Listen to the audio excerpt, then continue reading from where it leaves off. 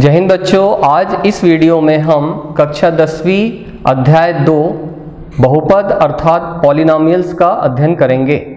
आइए रिकॉल करते हैं कि बहुपद क्या होता है। कक्षा 9वीं में हमने देखा था कि चर और अचर पदों का गुणा करने से हमारे बीजीय व्यंजक के पद बनते हैं।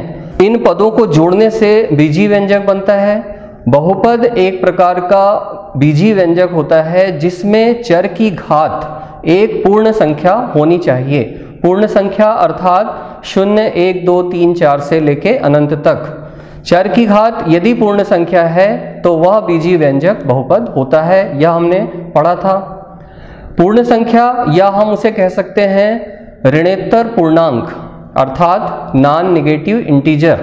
तो चर की घात यदि पूर्ण संख्या है या ऋणोत्तर पूर्णांक है तो वह बीजीय व्यंजक बहुपद कहलाता है। यदि हमें कोई बीजीय व्यंजक दिया है और उसे हमें यह चेक करना है कि वह बहुपद है या नहीं, तो हम उस बहुपद में चर की घात को चेक करेंगे। चर की घात यदि परिमेय संख्या है तो वह बहुपद नहीं होगा। चर की घात यदि ऋणात्मक पूर्णांक संख्या है तो वह बहुपद नहीं होगा। किसी बहुपद में पदों की संख्या के आधार पर उसे हम एक पदीय, द्विपदीय या त्रिपदीय बहुपद कहते हैं। इसी प्रकार किसी बहुपद में चर की उच्चतम घात बहुपद की घात कहलाती है। बहुपद की घात के आधार पर भी हम बहुपद को 3 भागों में बांटते हैं। यदि किसी बहुपद में चर की उच्चतम घात 1 है तो वह रैखिक बहुपद कहलाता है। यदि किसी बहुपद में चर की उच्चतम घात 2 है तो वह द्विघातीय बहुपद कहलाता है। इसी प्रकार यदि चर की उच्चतम घात 3 है तो वह त्रिघातीय बहुपद कहलाएगा। अब अंत में देखें बहुपद के शून्य क्या होते हैं। बहुपद के शून्य वे वास्तविक संख्याएं होती हैं जिन्हें उस बहुपद में चर से प्रतिस्थापित करने पर हमें बहुपद का मान 0 प्राप्त हो जाए। ये सब चीजें हम कक्षा 9वीं में पढ़ चुके हैं। अब इसके आगे बहुपद के शून्यकों का ज्यामितीय निरूपण से हमें कक्षा 10वीं में अध्ययन करना है। आइए शुरू करते हैं। आज इस वीडियो में हमारे सीखने के उद्देश्य अर्थात लर्निंग ऑब्जेक्टिव्स हैं बहुपदों के शून्यकों का ज्यामितीय अर्थ, किसी बहुपद के शून्यकों एवं गुणांकों में संबंध, बहुपदों के लिए विभाजन एल्गोरिथम। आइए सबसे पहले देखते हैं रैखिक बहुपद के शून्यक का ज्यामितीय अर्थ क्या होता है। हम जानते हैं कि रैखिक बहुपद y बराबर ax धन b का ग्राफ एक सरल रेखा होता है। उदाहरण के लिए यदि हम एक रैखिक बहुपद y बराबर 2x धन 3 का ग्राफ बनाते हैं तो यह ग्राफ बिंदुओं ऋण 2, ऋण 1 एवं 2 एवं 7 से जाने वाली एक सरल रेखा है। आपके स्क्रीन के दाईं तरफ रैखिक बहुपद y बराबर 2x धन 3 का ग्राफ बना है। यह 2 बिंदुओं ऋण 2, ऋण 1 तथा 2 एवं 7 से होकर जाता है। अब हम देखते हैं y बराबर 2x धन 3 का ग्राफ x अक्ष को बिंदु ऋण 3/2 एवं 0 पर प्रतिच्छेद करता है। चूंकि y बराबर 0 है अतः रैखिक बहुपद का शून्यक ऋण 3/2 है। हम कह सकते हैं रैखिक बहुपद का शून्यक उस बिंदु का x निर्देशांक होता है जहां रैखिक बहुपद का ग्राफ x अक्ष को प्रतिच्छेद करता है। आइए अब द्विघात बहुपद के शून्यक का ज्यामितीय अर्थ समझते हैं।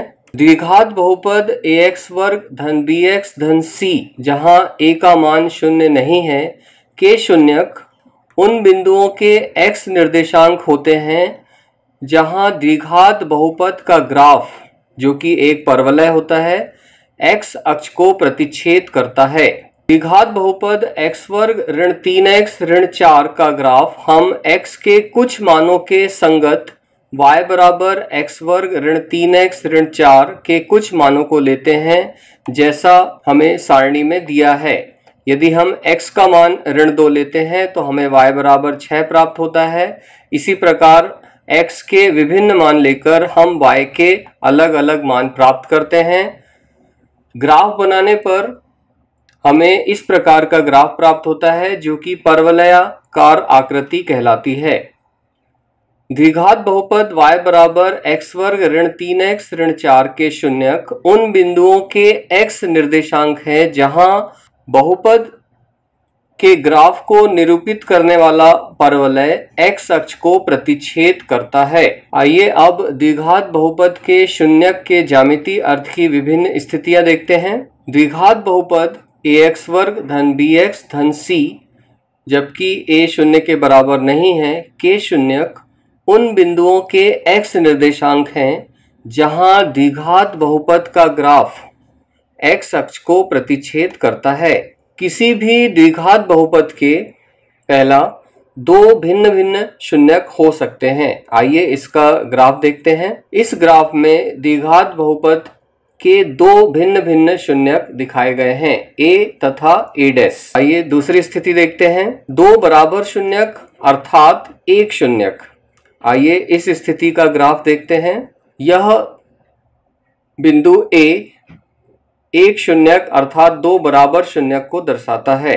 तीसरी स्थिति जब कोई भी शून्यक नहीं है अर्थात बहुपद का ग्राफ x अक्ष को किसी भी बिंदु पर प्रतिच्छेद नहीं करता। हम यह भी कह सकते हैं कि घात 2 के किसी बहुपद के अधिकतम दो शून्यक हो सकते हैं। आइए अब त्रिघात बहुपद के शून्यक का ज्यामितीय अर्थ समझते हैं। त्रिघात बहुपद अर्थात a x की घात 3 धन b x की घात 2 धन c x धन d जहां a का मान शून्य नहीं है के शून्यक उन बिंदुओं के x निर्देशांक होते हैं जहां त्रिघात बहुपद का ग्राफ x अक्ष को प्रतिच्छेद करता है।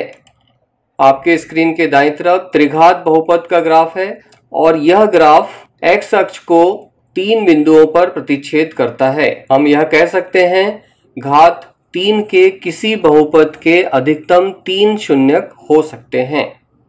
यही त्रिघात बहुपद के शून्यक का ज्यामितीय अर्थ है। आइए इसका अभ्यास कर लेते हैं। नीचे दी गई प्रत्येक आकृति y बराबर px जहां px एक बहुपद है का ग्राफ है। ग्राफ से प्रत्येक के लिए शून्यकों की संख्या ज्ञात कीजिए।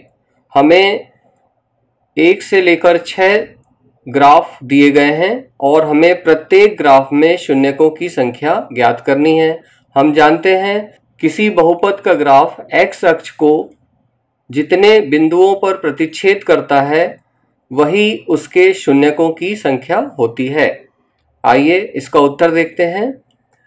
आकृति 1 में बहुपद px का ग्राफ x अक्ष को केवल एक बिंदु पर प्रतिच्छेद करता हुआ दिखाई दे रहा है। अतः हम कह सकते हैं कि इस आकृति में बहुपद px के शून्यकों की संख्या 1 है क्योंकि ग्राफ x अक्ष को केवल एक बिंदु पर प्रतिच्छेद करता है। आइए आकृति 2 देखते हैं। आकृति 2 में बहुपद px का ग्राफ x अक्ष को दो बिंदुओं पर प्रतिच्छेद करता दिखाई दे रहा है। अतः हमारा उत्तर होगा इस बहुपद के शून्यकों की संख्या 2 है क्योंकि ग्राफ x अक्ष को दो बिंदुओं पर प्रतिच्छेद करता है। आकृति 3 में बहुपद का ग्राफ x अक्ष को 3 बिंदुओं पर प्रतिच्छेद करता दिखाई दे रहा है। अतः इस स्थिति में शून्यकों की संख्या 3 होगी। आइए आकृति 4 देखते हैं। आकृति 4 में बहुपद px का ग्राफ x अक्ष को केवल एक बिंदु पर प्रतिच्छेद करता दिखाई दे रहा है। अतः आकृति 4 में शून्यकों की संख्या 1 है। आकृति 5 में बहुपद px का ग्राफ x अक्ष को केवल एक बिंदु पर प्रतिच्छेद कर रहा है। अतः आकृति 5 के बहुपद के शून्यकों की संख्या 1 है। आकृति 6 में बहुपद px का ग्राफ x अक्ष को 4 बिंदुओं पर प्रतिच्छेद करता दिखाई दे रहा है। अतः हम कह सकते हैं आकृति 6 में बहुपद के शून्यकों की संख्या 4 है। आइए इसका एक बार और अभ्यास कर लें।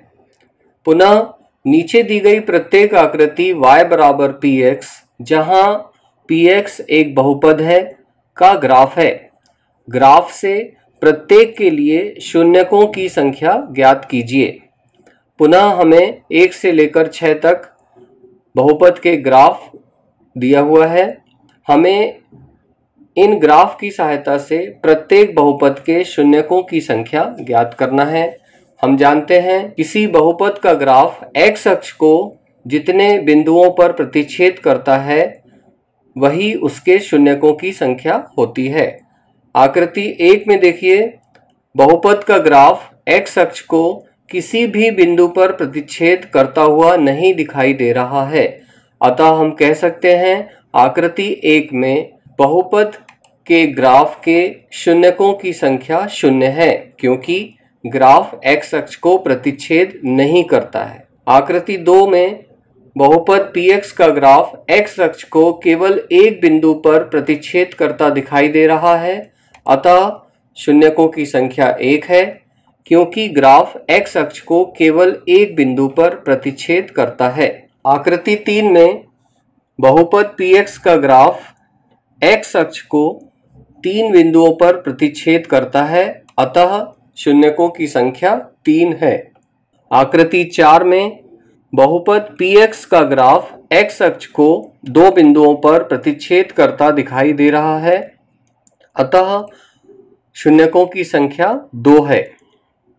आकृति 5 में x अक्ष का 4 बार प्रतिच्छेद हो रहा है, अतः इस स्थिति में शून्यकों की संख्या 4 है। इसी प्रकार आकृति 6 में बहुपद का ग्राफ x अक्ष को 3 बिंदुओं पर प्रतिच्छेद करता है, अतः शून्यकों की संख्या 3 है। अब देखते हैं किसी बहुपद के शून्यकों एवं गुणांकों में क्या संबंध होता है। सबसे पहले रैखिक बहुपद। हम जानते हैं रैखिक बहुपद px बराबर ax धन b का शून्यक ऋण b बटे a होता है। रैखिक बहुपद px बराबर ax धन b में बहुपद के गुणांक a x का गुणांक कहलाता है तथा b अचर पद कहलाता है। अब यदि हम रैखिक बहुपद px बराबर 2x धन 3 लेते हैं, तब किसी वास्तविक संख्या k के लिए pk बराबर 2k धन 3 बराबर 0, अर्थात हमें k बराबर ऋण 3 बटे 2 प्राप्त होता है। अतः रैखिक बहुपद ax धन b का शून्यक k बराबर ऋण 3 बटे 2, या हम लिख सकते हैं बराबर ऋण b बटे a, या हम लिख सकते हैं ऋण अचर पद बटे x का गुणांक होता है। इस प्रकार हम देखते हैं कि रैखिक बहुपद के शून्यक का बहुपद के गुणांकों से इस प्रकार संबंध होता है। आइए अब द्विघात बहुपद px बराबर ax वर्ग धन bx धन c के शून्यकों एवं गुणांकों में संबंध समझते हैं। द्विघात बहुपद px बराबर ax वर्ग धन bx धन c में बहुपद के गुणांक a x वर्ग का गुणांक होता है, b x का गुणांक होता है, c अचर पद होता है। द्विघात बहुपद के शून्यकों एवं गुणांकों के संबंध को हम 2 भागों में समझेंगे। प्रथम भाग में हम द्विघात बहुपद के शून्यक ज्ञात करना मध्य पद को 2 भागों में विभक्त करके समझेंगे, एवं भाग 2 में हम द्विघात बहुपद के शून्यकों एवं गुणांकों में संबंध स्थापित करेंगे। भाग 1 द्विघात बहुपद के शून्यक ज्ञात करना मध्य पद को 2 भागों में विभक्त करके। आइए इसका अभ्यास करते हैं। एक द्विघात बहुपद माना 2x की घात 2 ऋण 8x धन 6 है। मध्य पद को 2 भागों में विभक्त करना हमने कक्षा 9वीं में सीखा है। यहाँ हमें मध्य पद ऋण 8x को 2 ऐसे पदों के योग के रूप में विभक्त करना है जिनका गुणनफल 6 गुणित 2 अर्थात 12 होना चाहिए। अतः हम लिखते हैं 2x वर्ग ऋण 8x धन 6 बराबर 2x वर्ग ऋण 6x ऋण 2x धन 6। यहाँ हमने मध्य पद ऋण 8x को ऋण 6x और ऋण 2x अर्थात 2 भागों में लिखा है। प्रथम 2 पदों में हमें 2x तथा अंतिम दो पदों में हमें ऋण 2 उभयनिष्ठ मिलता है। इस चरण में हमें x ऋण 3 तथा 2x ऋण 2 उभयनिष्ठ मिलते हैं। यदि हम 2x ऋण 2 में से 2 उभयनिष्ठ लेते हैं तो हमें गुणनखंड प्राप्त होते हैं 2 गुणित x ऋण 1 गुणित x ऋण 3। अब बहुपद का मान शून्य होगा जब x ऋण 1 बराबर 0 हो अर्थात x बराबर 1 हो, या जब x ऋण 3 बराबर 0 हो अर्थात x बराबर 3 हो।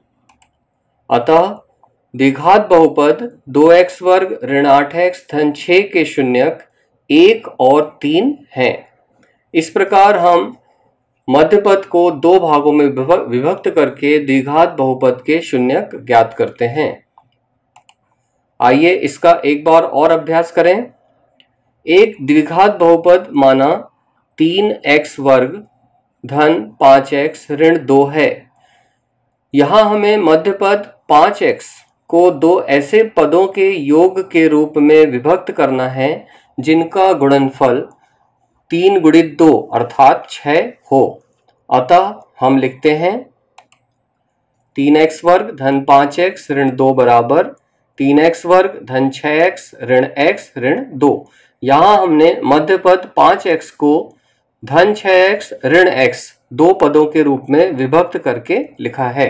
अगले चरण में प्रथम दो पदों में से हमें 3x तथा अंतिम दो पदों में से हमें ऋण 1 उभयनिष्ठ मिलता है। चरण 2 में हमें x धन 2 उभयनिष्ठ मिलता है तथा शेष 3x ऋण 1 बचता है। अतः बहुपद का मान शून्य होगा जब 3x ऋण 1 बराबर 0 अर्थात x बराबर 1/3, या जब x धन 2 बराबर 0 तब x बराबर ऋण 2। अतः द्विघात बहुपद 3x वर्ग धन 5x ऋण 2 के शून्यक 1/3 और ऋण 2 हैं। इस प्रकार हम द्विघात बहुपद के शून्यक मध्य पद को दो भागों में विभक्त करके ज्ञात कर लेते हैं। अब हम भाग 2 में द्विघात बहुपद के शून्यकों एवं गुणांकों में संबंध स्थापित करेंगे। आइए इसे समझते हैं। अभी हमने द्विघात बहुपद 2x वर्ग ऋण 8x धन 6 के शून्यक 1 और 3 ज्ञात किए हैं। यदि हम शून्यकों का योग प्राप्त करते हैं तो यह हमें 4 प्राप्त होता है, जिसे हम ऋण 8/2 लिख सकते हैं अर्थात शून्यकों का योग बराबर होगा ऋण x का गुणांक बटे x वर्ग का गुणांक। इसी प्रकार शून्यकों का गुणनफल 1 गुणित 3 अर्थात 3 होगा, जिसे हम 6/2 लिखते हैं अर्थात अचर पद बटे x वर्ग का गुणांक। आइए एक बार और समझते हैं। द्विघात बहुपद 3x वर्ग धन 5x ऋण 2 के शून्यक 1/3 और ऋण 2 अभी हमने मध्य पद को दो भागों में विभक्त करके ज्ञात किए हैं। अब शून्यकों का योग और गुणनफल देखते हैं। शून्यकों का योग होगा ऋण 5/3 अर्थात ऋण x का गुणांक बटे x वर्ग का गुणांक। शून्यकों का गुणनफल होगा ऋण 2/3 अर्थात अचर पद बटे x वर्ग का गुणांक। अतः हम कह सकते हैं कि यदि द्विघात बहुपद ax वर्ग धन bx धन c है, जिसके दो शून्यक अल्फा तथा बीटा हैं, तो शून्यकों का योग अर्थात अल्फा धन बीटा बराबर ऋण b/a अर्थात ऋण x का गुणांक बटे x वर्ग का गुणांक होता है, तथा शून्यकों का गुणनफल अल्फा बीटा बराबर c/a अर्थात अचर पद बटे x वर्ग का गुणांक होता है। आइए इसका अभ्यास करते हैं। प्रश्न है द्विघात बहुपद x वर्ग धन 7x धन 10 के शून्यक ज्ञात कीजिए और शून्यकों एवं गुणांकों के बीच के संबंध के सत्यता की जांच कीजिए। पहले हम द्विघात बहुपद के मध्यपद को दो भागों में विभक्त करके उसके गुणनखंड ज्ञात करते हैं। हम पाते हैं x वर्ग धन 7x धन 10 बराबर x धन 5 गुणित x धन 2। अतः बहुपद का मान शून्य होगा जब x बराबर ऋण 5 तथा x बराबर ऋण 2। इसलिए द्विघात बहुपद x वर्ग धन 7x धन 10 के शून्यक ऋण 2 और ऋण 5 हैं। शून्यकों का योग ऋण 7 है अर्थात ऋण x का गुणांक बटे x वर्ग का गुणांक। इसी प्रकार शून्यकों का गुणनफल 10 है अचर पद बटे x वर्ग का गुणांक।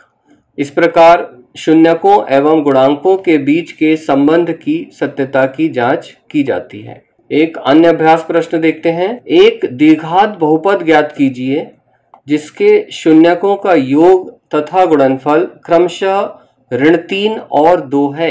आइए इसका हल देखते हैं। माना द्विघात बहुपद ax वर्ग धन bx धन c है और इसके शून्यक अल्फा और बीटा हैं। तो हम जानते हैं अल्फा धन बीटा बराबर ऋण b बटे a बराबर ऋण 3 बटे 1 दिया गया है।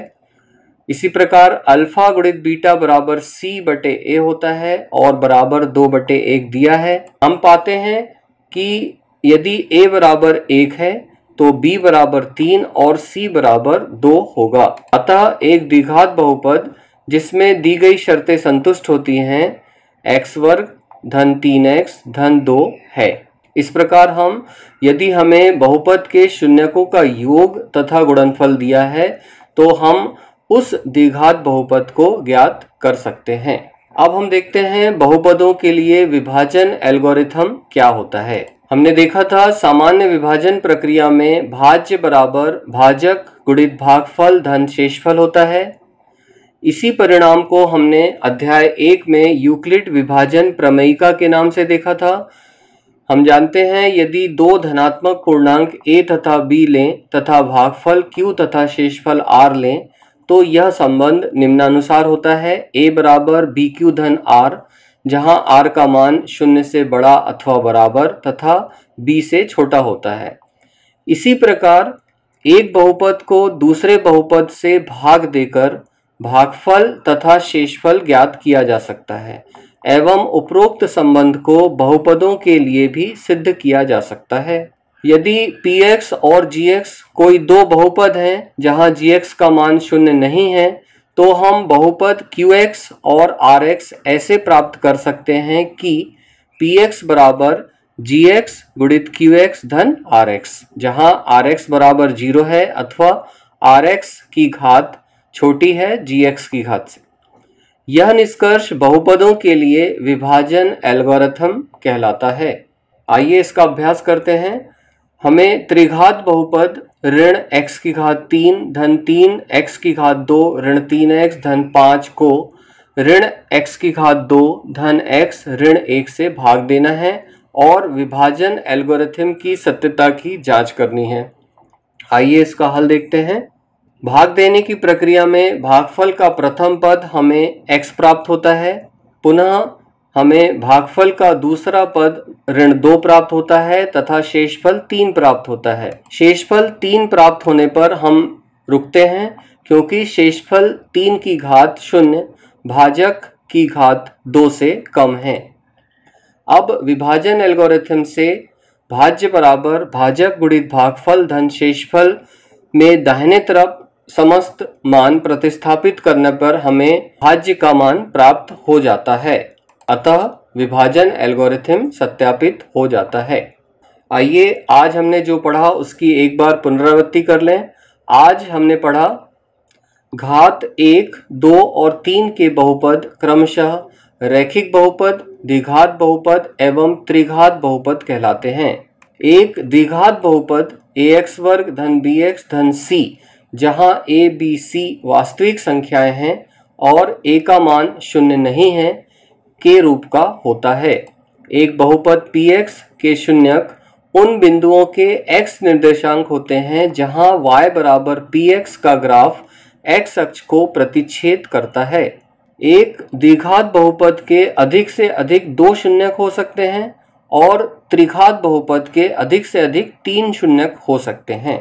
यदि द्विघात बहुपद ax वर्ग धन bx धन c के शून्यक अल्फा और बीटा हो तो अल्फा धन बीटा बराबर ऋण b बटे a तथा अल्फा गुणित बीटा बराबर c बटे a होता है। विभाजन एल्गोरिथम के अनुसार दिए गए बहुपद px और gx के लिए दो ऐसे बहुपदों qx rx का अस्तित्व है कि px बराबर gx गुणित qx धन rx होता है। आइए कुछ पुनरावृत्ति प्रश्न कर लेते हैं। हमें सत्य और असत्य कथन बताना है। पहला देखते हैं। एक द्विघात बहुपद ax वर्ग धन bx धन c के रूप का होता है जहां a, b, c वास्तविक संख्याएं हैं और a का मान 0 नहीं है। कथन सत्य है। दूसरा देखते हैं, वर्गमूल x धन 2 एक बहुपद है। हमने देखा था बहुपद में चर x की घात एक पूर्ण संख्या अर्थात ऋणोत्तर पूर्णांक होना चाहिए, जो कि यहाँ नहीं है, अतः कथन असत्य है। तीसरा देखिए, बहुपद px में x की उच्चतम घात बहुपद की घात कहलाती है। कथन सत्य है। चौथा देखिए, द्विघात बहुपद में केवल एक शून्यक हो सकता है।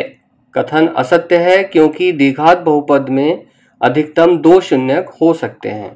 अंतिम देखिए, एक वास्तविक संख्या के बहुपद px का शून्यक कहलाती है यदि p के बराबर 0 है। कथन सत्य है। एक शब्द या एक वाक्य में उत्तर दीजिए। पहला देखिए, रैखिक बहुपद की घात कितनी होती है? हम जानते हैं रैखिक बहुपद की उच्चतम घात 1 होती है।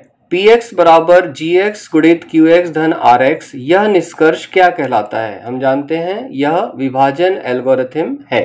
तीसरा, यदि ax वर्ग धन bx धन c के शून्यक अल्फा और बीटा हो तो अल्फा धन बीटा का मान क्या होगा? हम जानते हैं यह ऋण b बटे a होता है।